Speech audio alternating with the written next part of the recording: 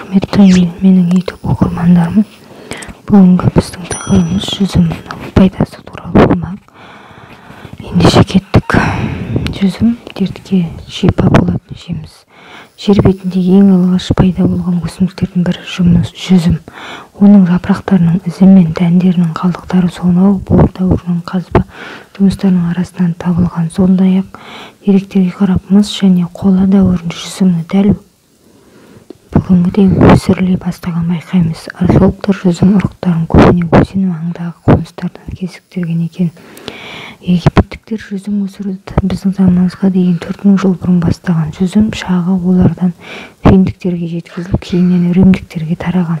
Ғылыми деректерде римдіктердің өз заманында жүзімнің 100-ге жуық түрін өсіргендіктері туралы да аз айтылмайды.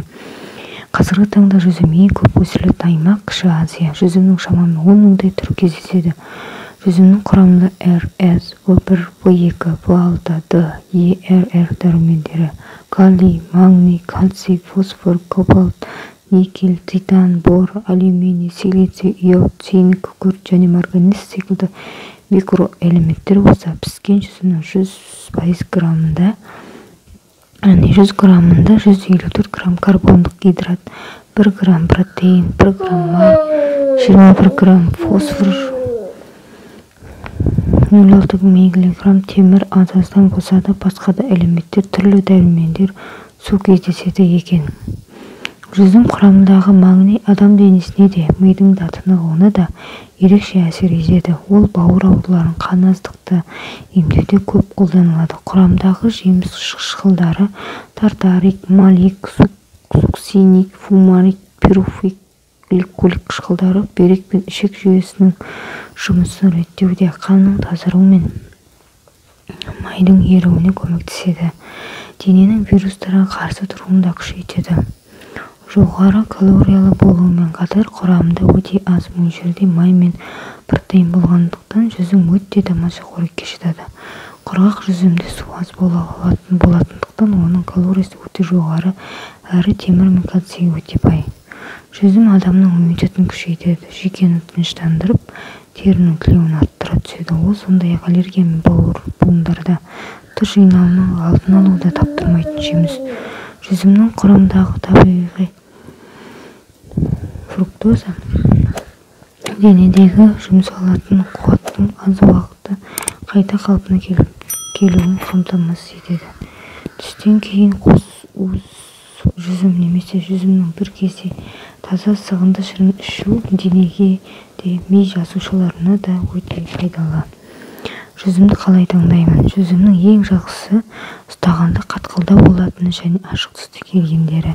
Жасыл түстегі жүзім алғыңыз келсе, сәл сарғыштауын, қара жүзімді қаласаңыз, қою түстісін таңдаған жөн. Жүзімді мүмкіндігінше сыртқы тозаңымен сақтай білген дұрыс. Сабағының құрғап қалғандығы жүзімнің үзілгеніне біраз уақыт болғанын көрсетеді. Тез үзіле қоймауы жүзімнің сапасын білдіреді. Bir тал жүзімнің шіри бастауы тұтастай бір шоқ жүзімнің жүруіне алып келеді. Жүзімді сатып алғаннан кейін көп уақыт ұстамаған жөн. Жүзім міндетті түрде суық жерде сақталуы тиіс. Бөлменің жылылығы жүзімді тез солдырады. Жүзім тоңазытқышта 1-2 күн бойы бұзылмастан сақталып тұра береді. Тоңазытқыштан алынған жүзімді 1 сағаттан кейін жесе, дәмі анағұрлым тәтті болады. Сақтықта қорлық жоқ. Дұрыс жуылмаған жүзімде пестицид, ашыт самауралдықтары, шаң-тозақ қалдықтары қалып қоюы әбден мүмкін. Қара жүзім бас сақинасы ауруын жүдетіп жіберуі мүмкін. Ал қызыл жүзімнің құрамындағы таниндар сақина ауруын тудыруы мүмкін. Сондықтан жүзімді мөлшерден тыс жеуден аулақ болыңыз. Ең бастысы жер алдында жақсылап жууды ұмытпаңыз. Қай жағынан алсақ та шипалық қасиеті мол жүзімнің бізге жаратушыдан нәсіп етілгеніне шүкір еткеніміз жөн. Био-нан жүзім көшеттерін отырғызумен айналысады. Аталмыш шаруашылық бір ғана Алматы облысының өзінде 20 мың гектар жерге 100 мыңға жуық көшеттерін отырғызып баптауда. Онда негізінен арнайы Франциядан әкелінген Мерлот, Каберне Савиньон, Каберне Франк және Броккол сынды жүзім сорттар өсірілді. Мамандардың айтуынша бұлардың отандық сорттардан айырмашылығы